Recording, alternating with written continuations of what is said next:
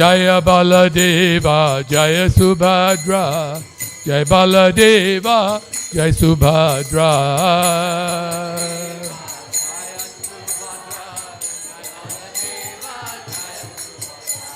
Jaya Baladeva, Jaya Subhadra, Jaya Baladeva, Jaya Subhadra.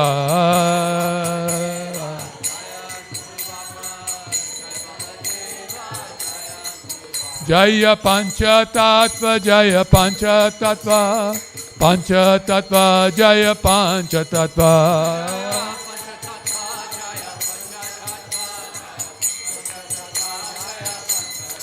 Jaya Pancha Tattva, Jaya Pancha Tattva, Pancha Tattva, Jaya Pancha Tattva.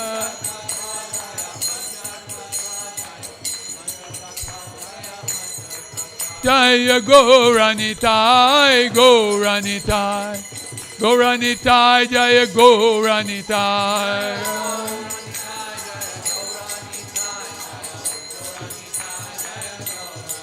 Nitai Gauranga Haribo, Haribo, Haribo, Nitai Gaura Haribo.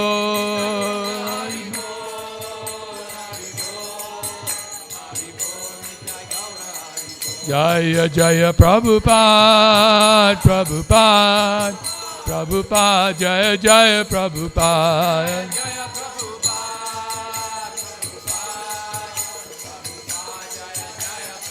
Jaya Bhakti Siddhanta Saraswati Thakur, Bhakti Siddhanta Saraswati Thakur.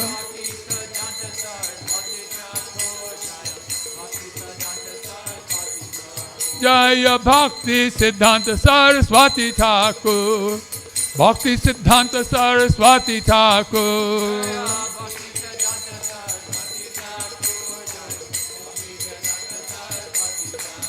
Jaya Prabhupada, Prabhupada, Prabhupada, Jaya Prabhupada.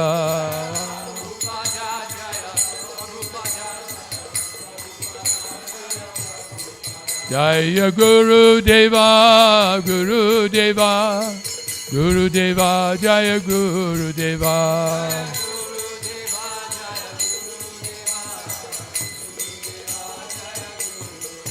Hare Krishna, Hare Krishna, Krishna Krishna, Hare Hare, Hare Rama, Hare Rama, Rama Rama, Hare Hare.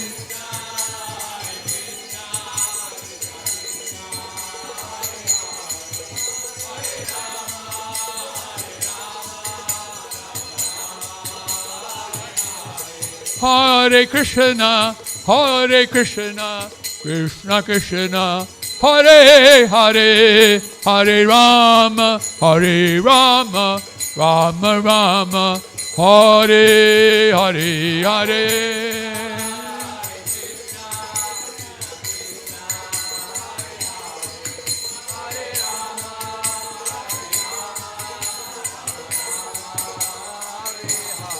Hare Krishna, Hare Krishna, Krishna Krishna, Hare Hare, Hare Rama, Hare Rama, Rama Rama, Hare Hare Hare.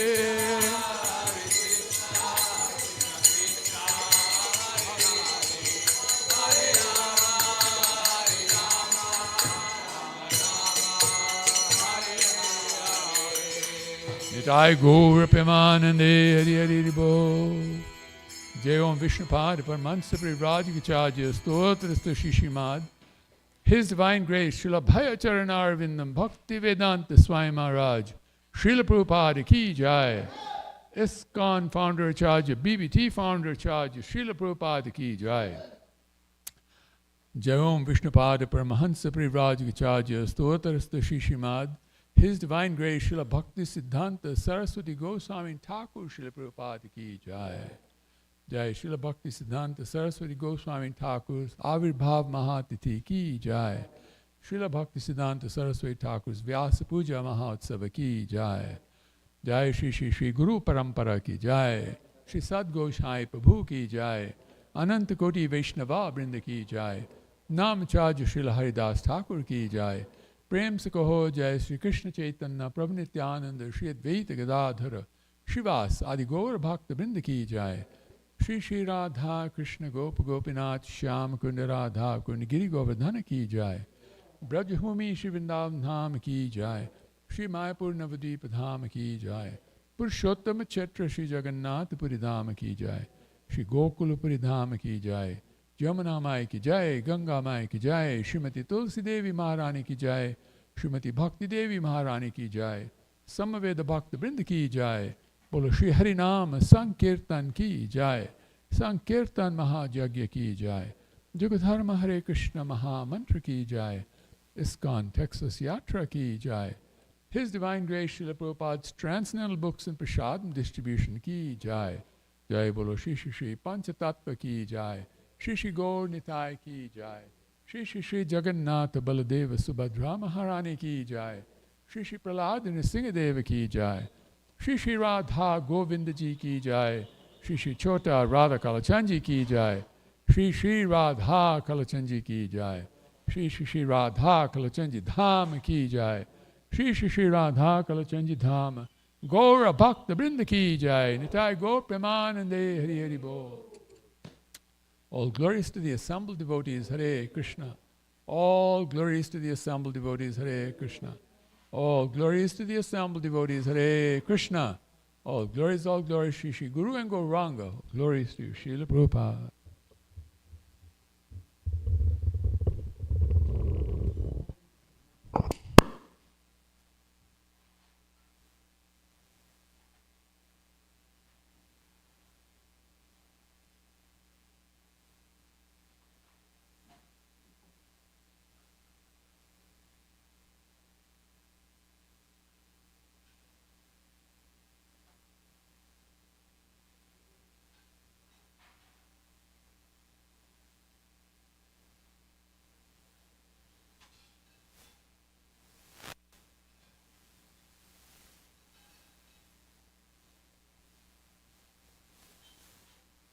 Krishna. There'll be Harinam today. Haribo! 6:30 p.m. across from Trader Joe's.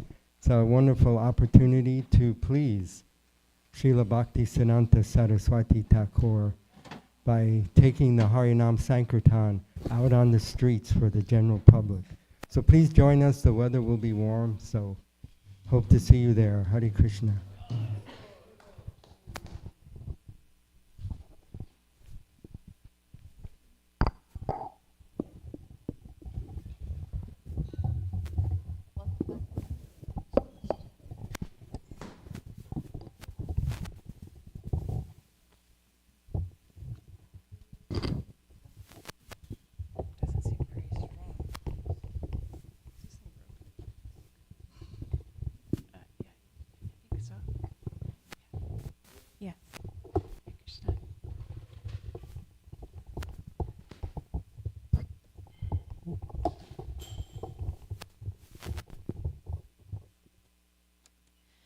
Jaya Radha Madhava Kunja Bihari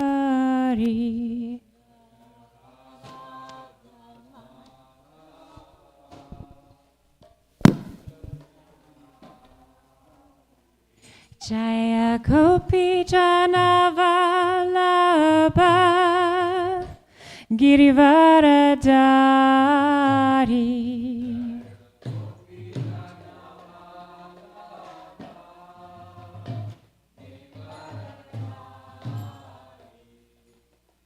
Yashoda Nandana Brajajana Ranjana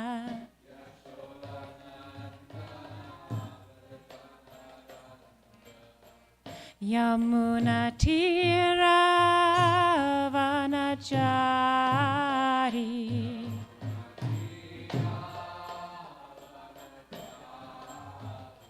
Jaya Radha Madhava Kunja Bihari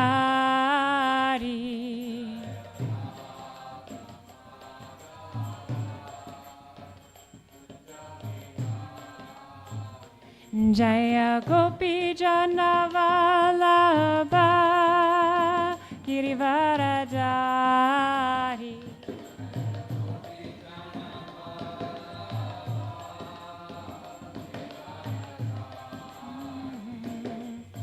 Yashoda Nandana Brajajana Ranjana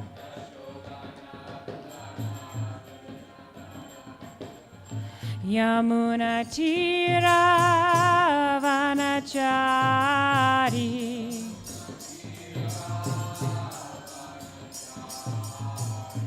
Hare Krishna Krishna Krishna Hare Hare Hare Rama Rama Rama Hare Hare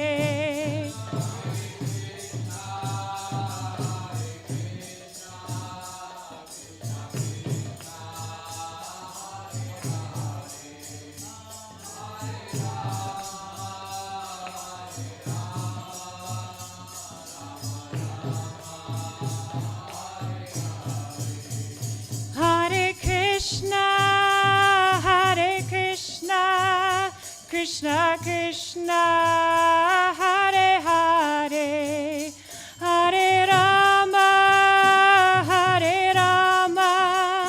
Rama Rama Hare Hare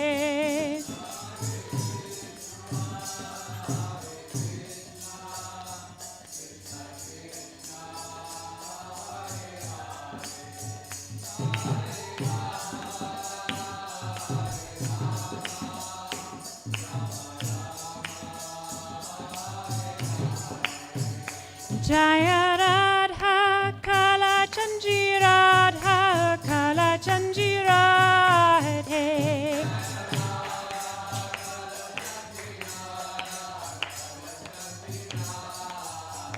Jaya Jagannatha Jaya Jagannatha Jaya Baladeva Jaya Subhadra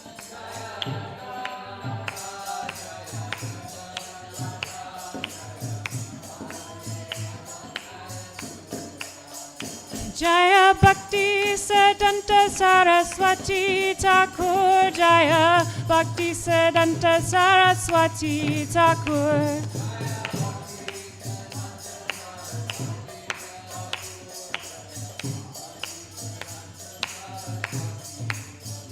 Jaya Jaya Prabhupada Prabhupada Prabhupada Jaya Jaya Prabhupada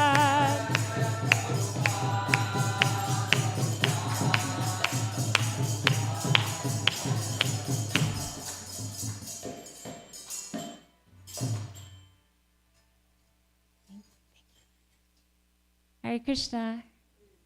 Good morning, devotees. Welcome back, Nanda Braj Prabhu. So good to see you back in Bhagavatam class. My name is Manjari Gopika Devi Dasi, and today we will be hearing from Srimad Bhagavatam, Canto 10, Chapter 6, covering verses 31 through 44, focusing on text 40. And because today is the appearance day of our illustrious Gaudiya Vaishnav Acharya Srila Bhaktisiddhanta Saraswati Thakur, I will also use a little part of class time to glorify him. But please note there is a full class today dedicated to Srila Bhaktisiddhanta Saraswati Thakur taking place at 11 a.m. I don't know who's giving that class. That's a very good question. When I find out, I will yeah. It's not me. We know that. But before we begin class today, I want to ask you for your blessings that I may speak something pleasing to my spiritual master, to Srila Prabhupada, to Srila Bhaktisiddhanta, and to all of the devotees. So we will begin together by chanting the invocation prayers. Narayanam namaskritya naram chaiva narotamam devim sarvasvatim vyasyam tato jayam mudirayet. Nashtaprayesha badreshu nityam bhagavata sevaya Bhagavati Uttama Shloke Bhaktir Bhavati Naistiki. Om Jnana Timirandasya Jnananjana Shalakaya Chakshurun Militam Yena Tasmai Shri Gurave Namaha.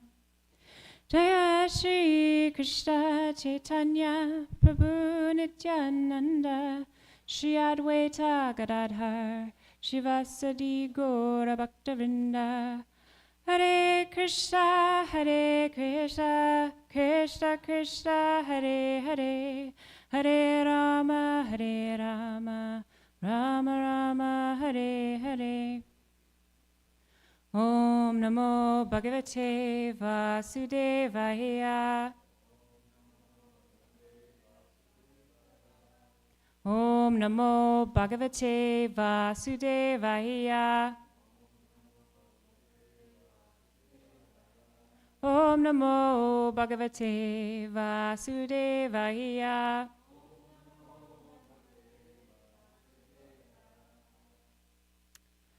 All right, so as I mentioned today, we're wrapping up the 6th chapter of the 10th canto. We'll be covering texts 31 through 44. In the interest of time, to make sure also we have time to speak on Srila Bhaktisiddhanta, I'm going to summarize some verses and I'll have you read the others. So I will summarize 31 through 34, and then I'll ask for you all to read texts 35 through 40. So where we left off is infant Krishna has killed the demoness Putana. She had come in disguise as this beautiful woman, and then she took him to her breast to nurse, and he sucked out all the poison that she was trying to poison him with. And when he killed her, she lost her beautiful disguise and turned into this huge demon. So she's lying on the ground.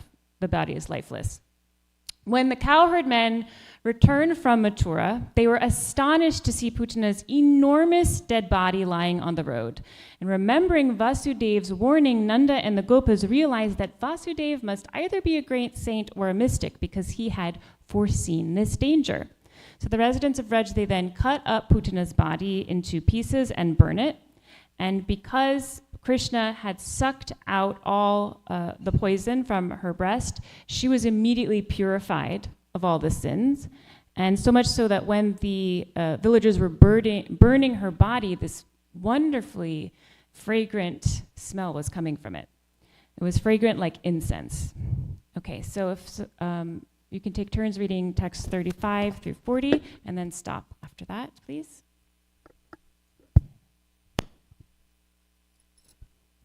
Putana was always hankering for the blood of human children, and with that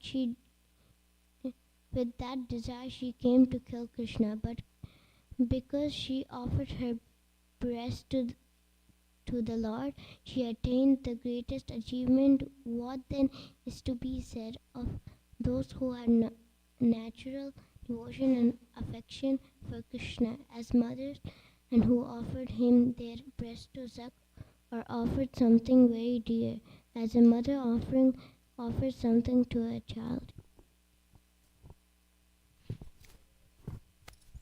The Supreme Personality of Godhead, Krishna, is always situated within the core of the heart of the pure devotee, and he is always offered prayers by such worshipful personalities as Lord Brahma and Lord Shiva.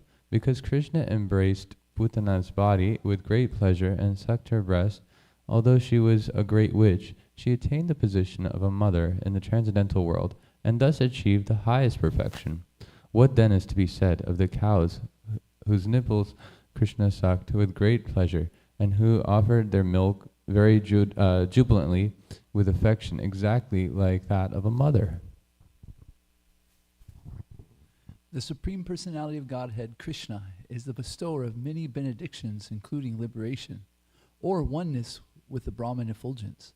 For that personality of Godhead, the gopis always felt maternal love, and Krishna sucked their breasts with full satisfaction. Therefore, because of the relationship as mother and son, although the gopis were engaged in various family activities, one should never think that they returned to this material world after leaving their bodies. And now summarize the remainder of the chapter. So the fragrance from Putana's burning body spread throughout Vraj, and people actually followed the smell, trying to figure out what it was. And when they arrived, they were astonished to hear how little baby Krishna had killed this huge demon. And everybody offered blessings to little Krishna. And Nanda Maharaj, it is described, was feeling extremely grateful to Vasudeva for having foreseen this danger. And he embraces his son Krishna with overwhelming relief and joy. And then Shukadev Goswami gives us good news. He concludes this chapter by saying that anyone who hears this pastime with faith and devotion develops loving attachment to Govinda, the Supreme Person. Haribol. Best news you've heard today. So let's go to our focus verse today. It's the combined verse of text 39:40, and we will chant the Sanskrit. Payam si yasyam api pat putra sneha sutanyalam Bhagavan devaki putra kaivalyadi akila prada tasam aviratam krishne Kurvatinam sutekshanam Napuna kalpate rajan Samsarogyana sambhava. Would anyone else like to chant one or both of those verses? Payam siyasyamapi bat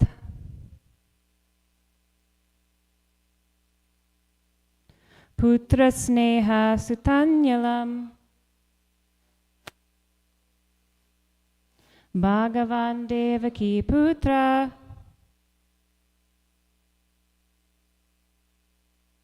Kaivalyadyakila prada Tasamaviratam krishne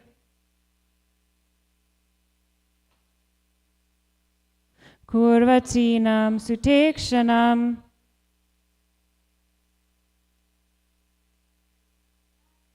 Napuna kalpate rajan Samsarogyana sambhavaha. Right. Payam siyasyamapi pat Putra sneha snutanyalam Bhagavan devaki putra Kaivalyadya prada Tasamaviratam krishne Kurvatenam sudekshinam Napana kopate rajan Samsarogyana sambhava. Thank you. Let's move on to synonyms. It's a combined verse, so we have quite a lot of text here. So thank you for this board, Tulsi Saki. We can read these together. Ready? Payamsi, milk coming from the body. Yasam, of all of whom. Apibat, Lord Krishna drank. Putra sneha snutani, that milk coming from the bodies of the gopis, not artificially, but because of maternal affection. Alam, sufficiently. Bhagavan, the Supreme Personality of Godhead. Devaki Putra, who appeared as the son of Devaki. Kaivalya Adi, like liberation or merging into the Brahman effulgence. Akila Prada, the bestower of all similar blessings. Tasam, of all of them, of all the gopis. Aviratam, constantly. Krishne, unto Lord Krishna. Kurvatinam, making.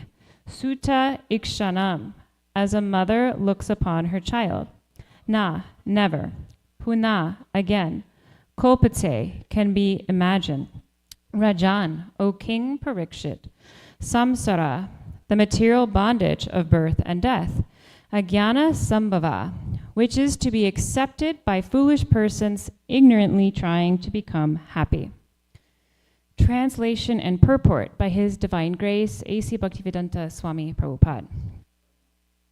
The Supreme Personality of Godhead Krishna is the bestower of many benedictions, including liberation, Kaivalya, or oneness with the Brahman effulgence. For that personality of Godhead, the gopis always felt maternal love, and Krishna sucked their breasts with full satisfaction.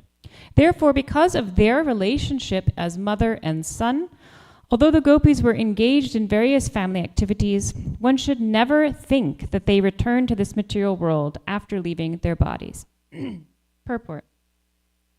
The advantage of Krishna consciousness is described herein. Krishna consciousness gradually develops on the transcendental platform. One may think of Krishna as the Supreme Personality. One may think of Krishna as the Supreme Master. One may think of Krishna as the Supreme Friend. One may think of Krishna as the Supreme Son. Or one may think of Krishna as the Supreme Conjugal Lover. If one is connected with Krishna in any of these transcendental relationships, the course of one's material life is understood to have already ended. As confirmed in Bhagavad Gita 4.9, Chaktva deham punarjanma naiti mam eti. For such devotees, going back home, back to Godhead, is guaranteed. Napuna kalpate rajan samsaro jnana sambhavaha. This verse also guarantees that devotees who constantly think of Krishna in a particular relationship will never return to this material world. In this material world of samsara, there are the same relationships. One thinks, here is my son, here is my wife, here is my lover, or here is my friend. But these relationships are temporary illusions. Ajnana sambhavaha, such a consciousness awakens in ignorance. But when the same relationships awaken in Krishna consciousness, one's spiritual life is revived, and one is guaranteed to return home back to Godhead. Even though the gopis, who were friends of Rohini and Mother Yashoda, and who allowed their breasts to be sucked by Krishna, were not directly Krishna's mothers, they all had the same chance as Rohini and Yashoda to go back to Godhead and act as Krishna's mothers-in-law, servants, and so on. The word samsara refers to attachment for one's body, home, husband or wife, and children. But although the gopis and all the other inhabitants of Vrindavan had the same affection and attachment for husband and home, their central affection was for Krishna in some transcendental relationship, and therefore they were guaranteed to be promoted to Goloka Vrindavan in the next life, to live with Krishna eternally in spiritual happiness. The easiest way to attain spiritual elevation, to be liberated from this material world, and to go back home, back to Godhead, is recommended by Bhakti Vinod Thakur, Krishnera Samsara Karachadi Anachara. One should give up all sinful activities and remain in the family of Krishna. Then one's liberation is guaranteed. The 10th canto of Srimad Bhagavatam is very special because at the request of Parikshit Maharaj, Shukadev Goswami is now describing in detail the pastimes of Krishna. Up until this point, through the 1st through the 9th cantos, Shukadev Goswami has been systematically describing the Supreme Lord in his various incarnations: Kurma, Matsya, Varaha, Nrsimha, Vaman, Lord Ram, along with their purposes and qualities. And these descriptions establish the Lord's position and supremacy. Then towards the end of the 9th canto, Shukadev Goswami begins describing the Yadu dynasty. Within that narration, Krishna is introduced as a descendant of the Yadus, the son of Nanda Maharaj. Then, the end of the 9th canto, something significant occurs. The final chapter of the 9th canto is entitled Krishna, the Supreme Personality of Godhead. That chapter exists solely to establish that Krishna is not another expansion or another incarnation. He is the original Supreme Personality of Godhead. As soon as Parikshit Maharaj hears this, his response is immediate. He shows an eagerness that we have not yet seen before. he asks several questions in a row at the very beginning of the 10th canto in the first chapter. And then he says, "O great sage, please describe in detail all of the activities of which I have inquired, and also those of which I have not." And this phrase, "in detail," is extremely important. That means don't leave anything out. Don't summarize. Don't skip anything. Every single thing you're saying is important. And that's even more remarkable when we remember he only has a few days to live. He has very little time. I mean, at the beginning of the first canto, he had 7 days. We've now completed 9 cantos. How many does he have left? I don't know, 4 or 5? But he's saying, don't skip anything. So we have to ask, why is someone in this position asking for such a detailed narration of Krishna's pastimes? After we've heard about all these other incarnations, why this one? Don't leave anything out. And the answer reveals why the 10th canto is not only special, but the most important canto. All other incarnations of the Supreme Personality of Godhead appear for specific purposes and to fulfill specific functions. They manifest to protect the devotees, to annihilate the miscreants, and to reestablish Dharma. Their pastimes are extraordinary and worthy of glorification, but they are defined by particular roles and moods. Krishna, however, is the original personality of Godhead. He is the source of all the other incarnations. In Bhagavatam 1.3.28, it is established, Krishnas tu Bhagavan Swayam. He's the original personality. So every living being has a direct and eternal relationship with him.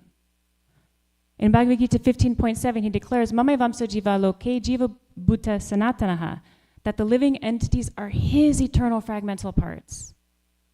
So because Krishna is the original personality of Godhead, the pastimes described here in the 10th canto concern every living being.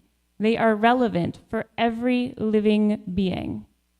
In Bhakti Rasamrita Sindhu, Srila Rupa Goswami identifies Krishna as the reservoir of all rasa, as the source of all loving relationships. Krishna alone accommodates all varieties of personal relationships with living beings, as his servant, as his friend, as his parent, as his lover, in a way that no other form of Godhead does. Because the 10th canto reveals Krishna's personal dealings with his devotees, it has attracted the greatest attention from the acharyas. Out of all the cantos, the 10th has the most commentaries written on it. The acharyas focus their explanations here because this canto reveals the heart of the absolute truth. It is not merely philosophical or cosmological. It reveals who Krishna is in relationship. This is why Parikshit Maharaj insists on hearing Krishna's pastimes in detail. Krishna manifests these pastimes to attract the hearts of the conditioned souls back to him. He wants his eternal fragmental parts to be reunited with him. And Parikshit Maharaj knows that. And he wants to make sure that we hear every detail so that we reestablish our relationship with Krishna. Now, throughout the Bhagavatam, we hear descriptions of the Supreme Lord killing demons in his various incarnations. In the 4th chapter of Bhagavad Gita, Krishna famously says, I descend millennium after millennium to annihilate the miscreants, to protect the pious, and to reestablish religious principles. So killing of demons is not something unique to Krishna. It is a feature of every avatar. And in all incarnations, when the Lord kills, he liberates. But when he kills demons in his original form, we see extraordinary mercy. And this becomes especially clear in the case of Putana. We have heard Putana was a witch and a demon, and she came to Vrindavan with the explicit intention to kill Krishna. Putana's liberation, however, we heard, was unique. She attained Goloka Vrindavan. That is the highest spiritual destination one can attain. And there she serves eternally as one of the assistants to Mother Yashoda. She is eternally in the role of Krishna's mother. And naturally this raises a question. I mean, there are yogis who strive very hard to get the attention of the Supreme Lord, yet this demon came to kill a helpless child and she gets the highest position possible? How does that happen? The backstory is described in two texts, in the Brahmavivarta Purana and in the Garga Samhita. In her previous life, Putana was Ratnamala. In one of the texts it says she's the daughter of Bali Maharaj, and another it says she's the younger sister. But regardless, she was there in the assembly when the Lord appeared as Vamandev. And seeing him, he was so exquisite and beautiful and tiny and delicate, and she was overcome with this motherly affection. I wish he was my child, and I would love him so much, and I would nurse him from my breast. And then she watched in shock as Vaman transformed into the immense form of Trivikram, took everything from Bali, and as Bali Maharaj's close relative Ratnamala felt betrayed and furious and disgusted, and that love twisted into intense hate. And in that disturbed state, she thought, this cunning child deserves to die. I wish that I could poison him. And Krishna resides in the heart of every living being. He fulfills the desires of all living entities. He registered Ratnamala's desire to nurse him as a mother and her desire to kill him with poison. Both were noted, and the Lord made the arrangement that both of these desires would be fulfilled together. And that is how Ratnamala comes as Putana in this Leela. In this connection, the Saint Baladev Vidyabhushan describes the Lord's nature through two apparently contradictory names of the Supreme Personality of Godhead, Nimisha and Animisha. Nimisha means the Lord who blinks his eyes, and Animisha means the Lord who never blinks his eyes. So these two names describe how the Lord relates to the living beings. It is said that when a devotee commits a mistake, the Lord blinks his eyes and overlooks the fault. But when that same devotee performs a small act of service, the Lord watches unblinkingly, carefully observing it and rewarding that act of service. When Putana came before Krishna, Krishna saw that her intent was malevolent. He saw that she had come to kill him. And at that moment, Krishna blinked, and he overlooked her malevolent intention. But when Putana offered her breast, Krishna unblinkingly observed that maternal act of service. That single act was accepted by the Lord, and it was magnified. This is why Krishna is special, even among all forms of the personality of Godhead. The depth of mercy, this willingness to remember and reward even the smallest trace of devotion is found uniquely in Krishna.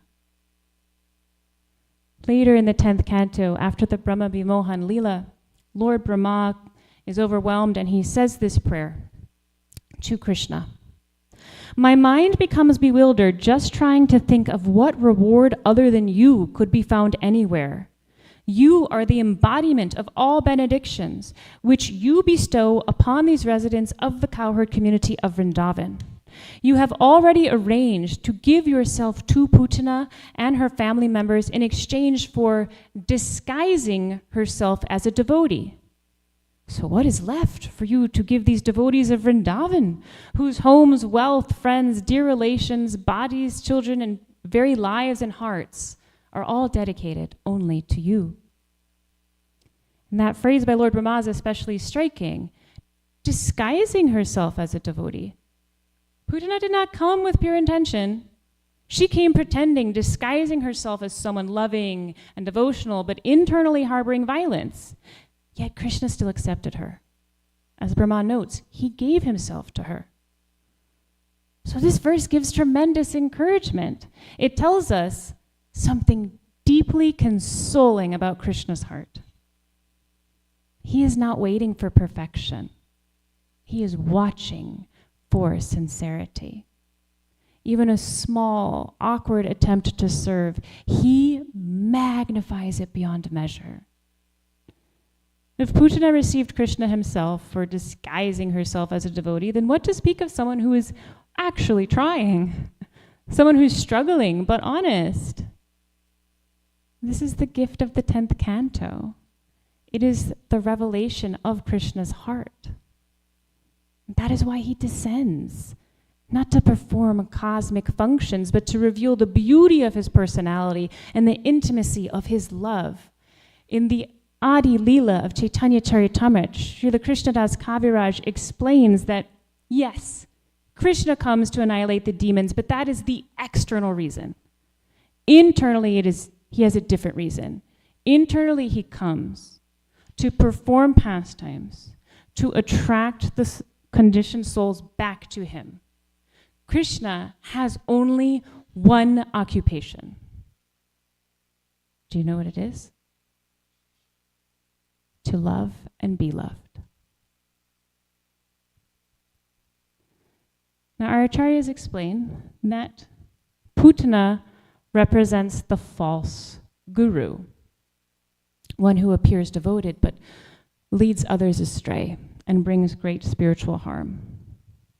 And today, we remember the appearance of Srila Bhakti Siddhanta Saraswati Thakur, who boldly exposed such deception and reestablished the standard of true spiritual authority. Before the appearance of Srila Bhakti Siddhanta Saraswati, the pure teachings of Lord Chaitanya had been obscured. Externally, the tradition continued, but much of it had been corrupted by casteism and by pseudo-devotional practices. His father, Srila Bhakti Vinod Thakur, seeing this tragic decline in the Gaudiya Vaishnava tradition, felt helpless to restore it on his own.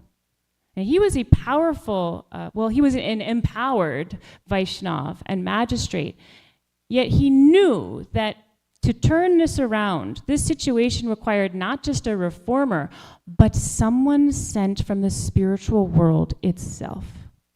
So he prayed with intensity to the Lord, praying, please send a ray of Vishnu into this dark world. Srila Bhakti Siddhanta Saraswati Thakur appeared in the holy Dham of Jagannath Puri in 1874, and he was given the name Bimala Prasad. There were so many noteworthy things, I can only share a few, of his early life that indicated that this was a great soul. When he was born, for example, the umbilical cord was wrapped around his body like a Brahmin thread. The astrologer who did his birth chart declared, this is not a regular person. This is a Mahapurusha. By age 7, he had memorized the entire Bhagavad Gita and could refute any opposing views on any verse. He read only the writings of his father and Srila Narottam Das Thakur, yet he topped every exam in school. And he could remember every lesson that he heard. At 16, with his classmates, he formed the August Assembly, a spiritual club where only bhakti topics could be discussed. Entrance required a vow of lifelong celibacy. I don't think you'll be surprised to know he's the only one who kept that vow. He became a brilliant astronomer and scholar, writing a treatise on the Vedic text, the Surya Siddhanta. And from his brilliant treatise, he was given the name by other scholars, Siddhanta Saraswati. But soon after that, he left college. He left university without graduating. He knew he wanted to dedicate his life to Krishna, to preaching, and he also knew that if he continued with this scholarly fame, that when he graduated, there would be a lot of pressure put on him to take on a high position, to lead society in that way, and he felt he couldn't possibly fulfill his preaching if he did that. So he left college without taking a degree. At that time in Indian society, India's society was dominated by hereditary casteism. The Brahmins claimed spiritual leadership simply by birth, even if they lacked character or spiritual knowledge. These Brahmins used religion for control, income, and status. If someone sinned, they wouldn't guide them towards spiritual life. They would simply charge a fee so that they could do a ritual of atonement. And meanwhile, pure Vaishnavas like Srila Bhaktivinoda Thakur were not recognized as spiritual leaders because they weren't born in Brahmin families. The caste Brahmins declared, if you're not born a Brahmin, you can't wear the sacred thread, you can't teach the Vedas, and you certainly cannot initiate disciples. This was the climate that Srila Bhaktisiddhanta grew up in. And too ill to attend a conference on this issue, his father cried out, "Is there no Vaishnav who can stop these rascals from destroying Vedic culture?" Srila Bhaktisiddhanta Saraswati answered the call. He wrote a paper proving from Shastra that devotion, not birth, qualifies one for spiritual leadership. He wrote, even a Shudra or sannyasi, if they know Krishna Tattva, can be guru for the whole world. So he went to the conference and he began by first glorifying the Brahmins, quoting Shastra, praising their duties, how important it is to have Brahmins in society. And so the Brahmins were like, yes, this great scholar is on our side. But that was just the setup. Because midway through, he made a very sharp turn. And he's defined straight from Scripture what a true Brahmin is. One with character, knowledge, and God consciousness. Then he challenged, now let us examine your behavior. Well, what followed was 3 days of fierce debate. Anyone who opposed him was defeated by Shastric logic. On the final day, he spoke for 2 hours, and then he invited rebuttals. Silence. Nobody could say anything. No one could respond. So the innocent applauded, the castes fled, and from that moment he was known as the undisputed defender of Vaishnav Siddhanta. I'm running over, but behind my own schedule, but I'm going to keep going. In 1905, he took a vow to chant 1 billion names of Krishna. Sometimes you hear 1 million, that's incorrect. He took a vow to chant 1 billion with a B names of Krishna, and that meant 192 rounds daily. For 9 years in Navadweep, he lived in a simple thatched hut, chanting continuously and following strict vows of Chaturmasya. He would cook khichdi with his own hands, but he would not eat from a plate. He would put it on a leaf on the floor, and then he'd put his hands behind his back, and he would eat like that. He would not allow himself to eat with hands or utensils. And when he came up, if he had to come up for air, then he was done eating. He was establishing within himself humility. He wanted to eat like a cow, the way cows eat without pride or entitlement or indulgence. He rejected all comforts. And his chanting was equally severe. If his concentration was interrupted or he had to adjust his posture, he would not count that round. He would begin again. During the monsoon, once a hole developed in the roof, but he didn't want to take time away from chanting to fix it. So as the monsoons poured down, he just sat with an umbrella inside the hut chanting. Srila Bhaktisiddhanta Saraswati knew he needed a guru. As brilliant as he was, that's why he is so brilliant. He knew he needed a guru, and he approached Srila Gaur Das Babaji repeatedly, many times for initiation. And although Srila Gaur Das Babaji was illiterate, And Bhaktisiddhanta Saraswati was one of the most renowned scholars of the day. Srila Bhaktisiddhanta humbly pleaded with him, "My learning is useless unless used in your service." The Babaji, Gorkishordas Babaji declined several times, but eventually, seeing Bhaktisiddhanta's humility and surrender, he finally relented and accepted him as his only disciple. After a vision in which the Panchatattva and previous acharyas told him to preach, Srila Bhaktisiddhanta took sannyas in 1918 alone in front of a picture of his Guru Maharaj. He then founded the Gaudiya Mutt, established 64 temples in his lifetime, and he began what he called the Brihad Madanga, the printing press. He launched newspapers, wrote books, established diorama museums, and he even preached on British radio. Srila Bhaktisiddhanta had many enemies. The Sahajiyas resented him for exposing their false displays of devotion. Caste Brahmins hated him because he proved from Shastra that qualities, not birth, define a Brahmin. And they really hated that he gave initiation, even sannyas, to people who were not born as Brahmins.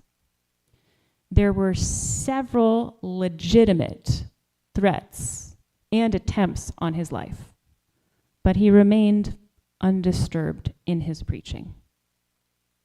In 1922, His Divine Grace A.C. Bhaktivedanta Swami Prabhupada, then a young man known as Abhay Charan Day, met Srila Bhaktisiddhanta Saraswati Thakur for the first time in Calcutta. And Srila Bhaktisiddhanta did not ask his name, his background, or his occupation. He gave a command. "You are an intelligent young man. Take Lord Chaitanya's message and preach it in English throughout the world." And later, Srila Prabhupada said that in that moment, he accepted him as his spiritual master. And years afterward, that instruction was made unmistakable. Srila Bhaktisiddhanta, shortly before he left this world, he told him, "If you get money, print books. If you want to please me, distribute my books." And in his final letter to Srila Prabhupada, he said the same thing. "Preach Krishna consciousness in English. This will benefit you and the world." Srila Bhaktisiddhanta Saraswati gave the order. His Divine Grace Srila A.C. Bhaktivedanta Swami Prabhupada carried it across the world. And we participate in that same instruction by chanting, by serving, by reading, by distributing books, by supporting this mission. So today we pray that we may eternally remain servants of the servant of the servant of Srila Bhaktisiddhanta Saraswati Thakur. Hare Krishna.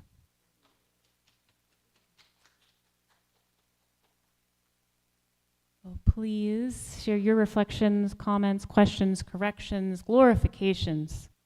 Not of me, of course, but of our Gaudiya Vaishnavacharya. Yes, Gokulananda Prabhu.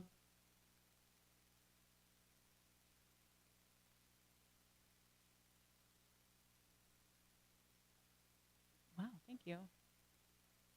Can you say that in the mic? Very nice class. Thank you. Thank you.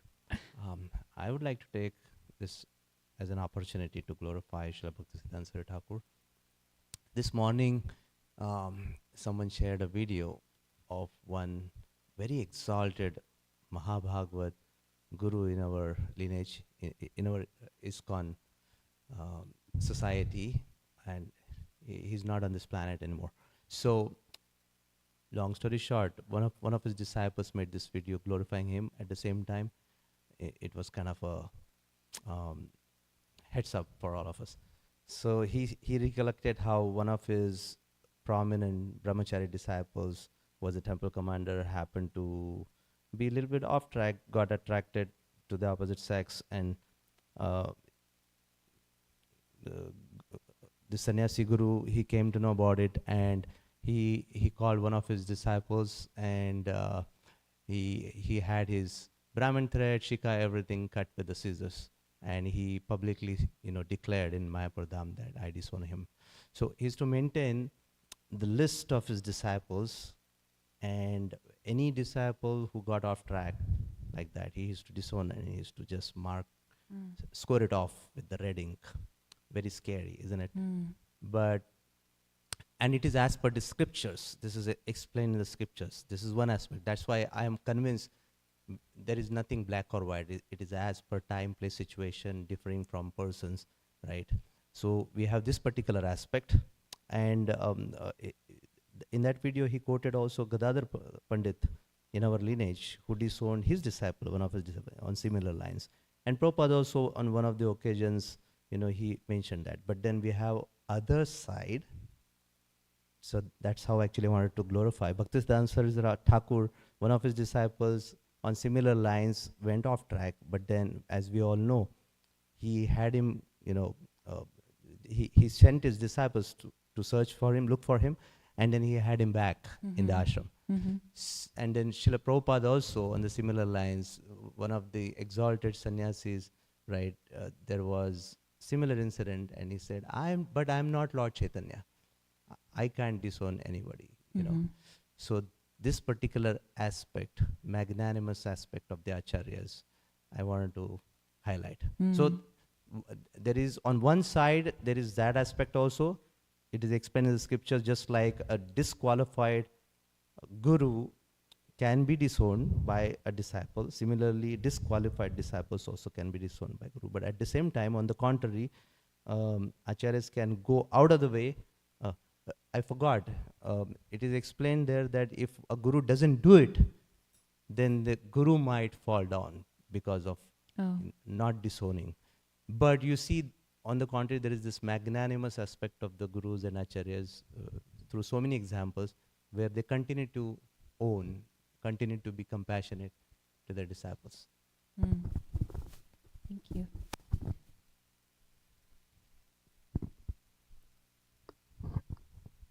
Hare Krishna, Manjari Gopika. Thank you for a very nice class. Two things. The first aspect, as you were glorifying Bhaktisiddhanta Saraswati, it is so endearing for all of us to hear how he was a lion guru, how he smashed when devotees, not devotees, when Mayavadis or others, they would see him from across the street. They would cross the street when they saw him coming. Yeah. And it's like, it feels so like, we're so inspired when we hear how boldly he preached, how he smashed, these kinds of people.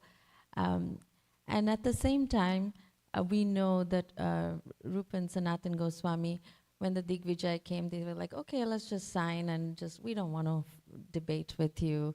And Jiva Goswami debated on their behalf because he was so annoyed that the Digvijay came in. So we see these two really contradictory natures. And the fact that Rupa Goswami and Sanatan Goswami, they just signed, that is also endearing.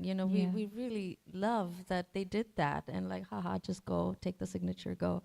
And we also see this, it's like, okay, he's so fired up, and this is also enduring. So how do we understand, what is it that we're supposed to, should we be, of course, artificially we can't be either, but appreciating both qualities, how do we understand what is, is it time, place, circumstance? Yes, well, we certainly cannot imitate these great souls. And we have to remember, as I did it, I expressed in the class that Srila Bhaktisiddhanta Saraswati was sent here on a mission. He was sent here on a mission to be a ray of Vishnu, to cut through all of the muck that was covering up the glory of the Gaudiya Vaishnava tradition. So I think as his purpose, he could not suffer fools. He had a lot of junk he had to clear away. But as devotees, we are always instructed, because you are one of them, is to always operate out of humility. And that should be the first operating principle, is always act out of humility, and more of a who am I to correct and who am I to, act as the authority figure in this position is usually the safest way. But we also see a common thread when the acharyas get fiery, even Srila Prabhupada. It is always when Krishna is being misrepresented, or great devotees are being defamed. That's always the line in the sand. You cross that line, then I'm not holding back.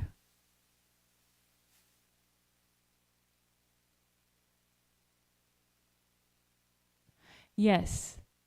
Gokulananda Prabhu was saying he's probably a lion guru to outsiders, but internally like a cow. I would think, yeah, because that was his mission. Right? He had to be a lion with these Mayavadis, with these caste Brahmins, with these Sahajiyas. He wasn't going to make any progress otherwise. But we see he was so humble with his Guru Maharaj. We see he was very personal with Srila Prabhupada. He was very understanding of Srila Prabhupada's, life position and the instructions he gave him. So he wasn't roaring all the time. Thank you. So mission-based. I think so. They could switch on and off as required, not attached to any. Yes. Thank you. So one more aspect you brought out was Ratnamala. She had these strong two desires, and Krishna synthesized both of them and gave her this next opportunity, and ultimately took her back to his own planet. So again, coming, like we have all these desires and so much, like almost scared of, like, oh my gosh, we have so many different varying desires. We actually don't even want Krishna to act on certain desires. Mm-hmm. So what do we do, like knowing that just like she had these two desires, and based on that, like, whole lifetimes, and we have these, like, overflowing desires of this and that, and always changing. So, like, is there a way to, like, okay, Krishna, Don't listen to this desire. yes, Krishna. like, Krishna, don't act on this. Krishna, act on this. To tell, no, Krishna, I wasn't serious about this. I can only speculate here, but so someone please correct me. But Ratnamala, her desires were pure and intense. She had a pure, intense desire to serve Krishna, and then she had a pure, intense desire to kill Krishna. It wasn't really like I really want this new car. Oh God, that's been on sale for. Should I do it? No, wait, no, I want to buy that car. It was really intense, and I have to imagine that to even be a relative of Bali Maharaj present in the assembly, to see the Supreme Personality in front of her, she had already had many, many, many lifetimes of sort of extraordinary circumstances. Gokulanda Prabhu, what is your take on this?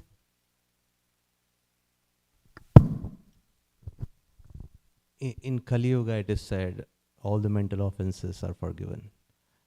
On the contrary, in Kali Yuga, we have a spiritual bonanza. If mentally also we serve, if we are dressing, cooking for the deities, or any sort of Krishna conscious service, devotional service, so that is also counted.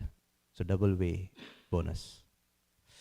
By the way, I just remembered the point that you mentioned about, like Srinath Krishna Prabhu's class, he mentioned in that particular context why Krishna closed his eyes. I really like that point that you mentioned.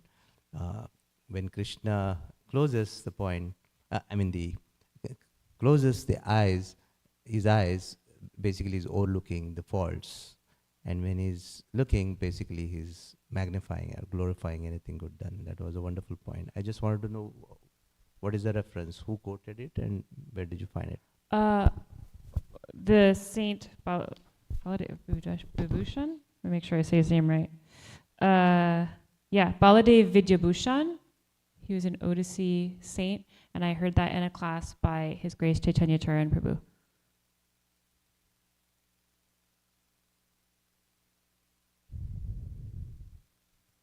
Who else has thoughts they want to share? Oh, yay, Ishri Kumari.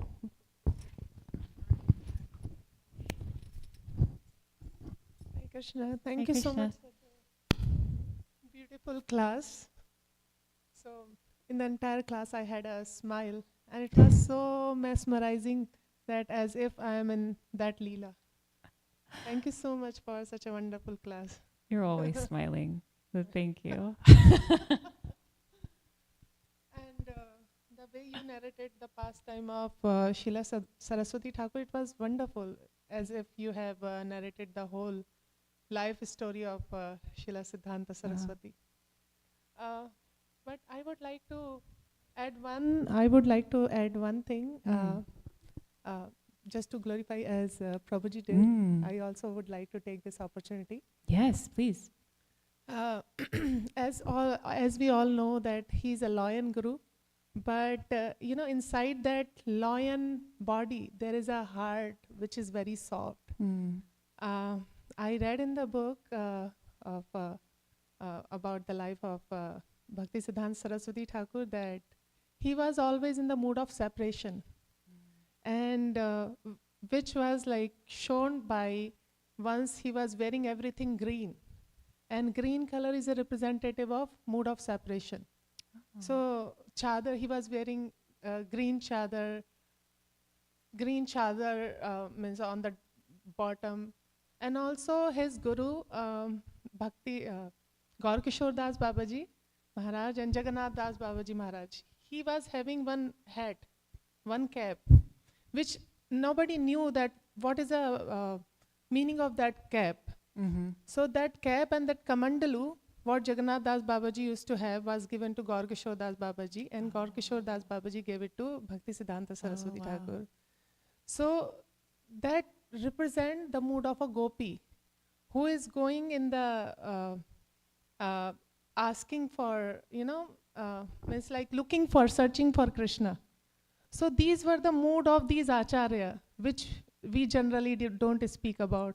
And also in that book it is mentioned that when he used to do parikrama of Jagannath temple, he used to chant some verses from Chaitanya Chaitamrita, which shows the mood of separation of Chaitanya Mahaprabhu.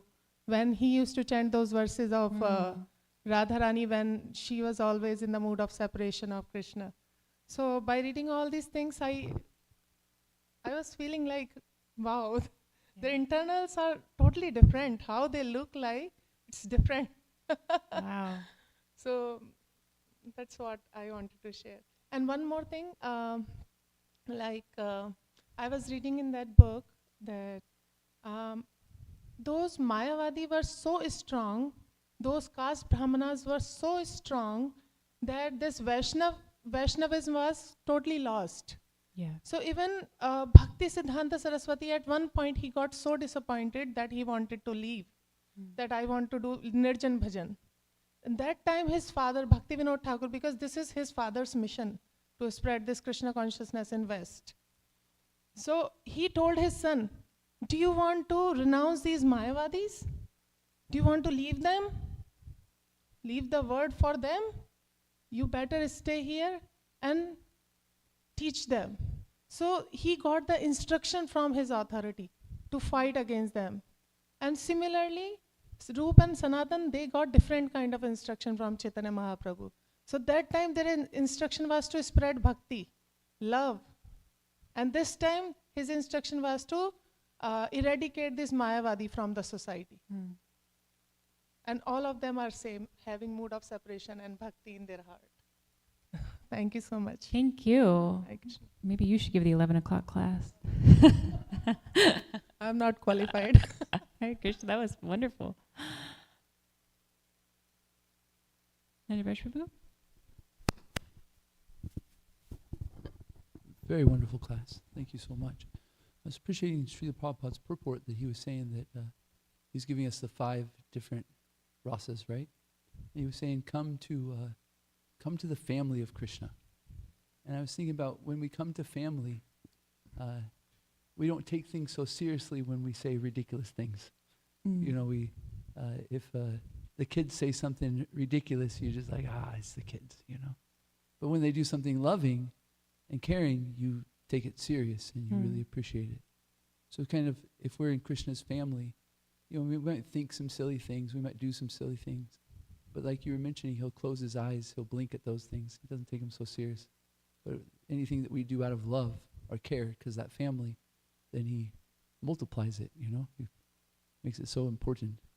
So I was really appreciating that Tulsi Saki Prabhu's question and then Srila Prabhupada's purport there of family, you know. And so we can similarly do that in our ISKCON family, right? Yeah. don't have to take things so seriously sometimes when people do silly things or say silly things. Yeah. If I may make another point, I was thinking about how much we have in this Western world to do this Krishna consciousness, to thank Bhaktisiddhanta. He not only told Srila Prabhupada to come here, which is amazing itself, but as you mentioned, he destroyed this Smarta Brahmana, this idea that we had to be Brahmins to practice Krishna consciousness, and so many different ways of this thought, right? Yeah.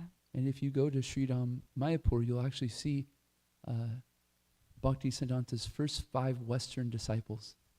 They got a list of them. It's really cool, you know. And I think this is really interesting because we're having a debate right now in the GBC, right, of Vaishnavi Diksha Gurus, right? Guess how many of Bhaktisiddhanta Saraswati Thakur's first 5 Western disciples were females? 3? 3 of them. Yeah, 3 out of the 5. First ones were female. When I saw that, I was like, oh my gosh, you know. I'm not saying that defeats a debate about this or that, but I was just thinking about how much of that liberalness to give Krishna consciousness, we really have to thank him for doing that so much. Hare Krishna. Hare Krishna. Very nice.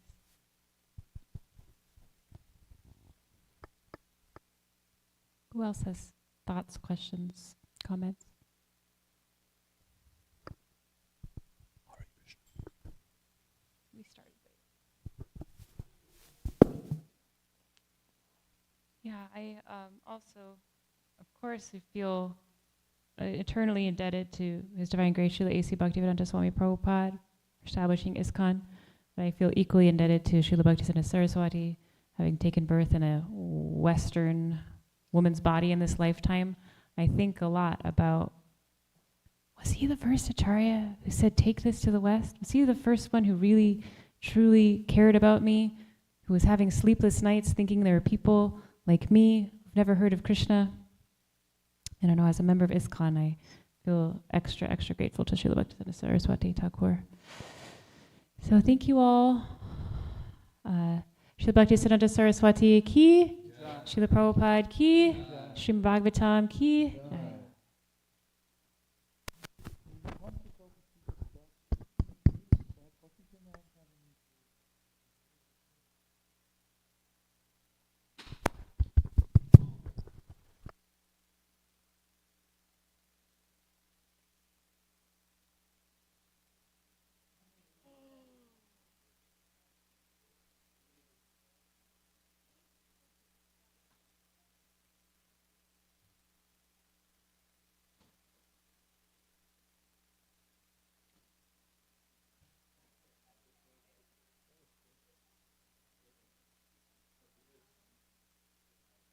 Hare Krishna. One quick announcement. Today is a half-day fast. Half-day fast for Bhaktisiddhanta Saraswati Thakur, one of the main acharyas in our line. Hare Krishna.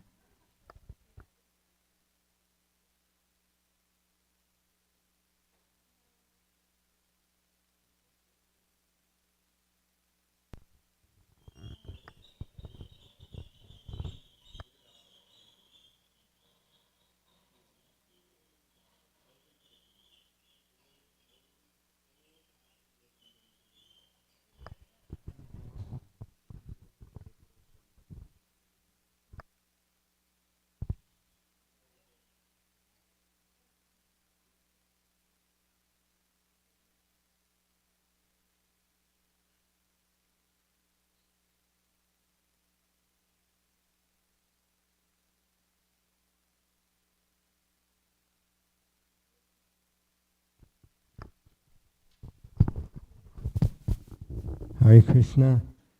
But there will be a feast later. Hare Krishna. I don't know the schedule, but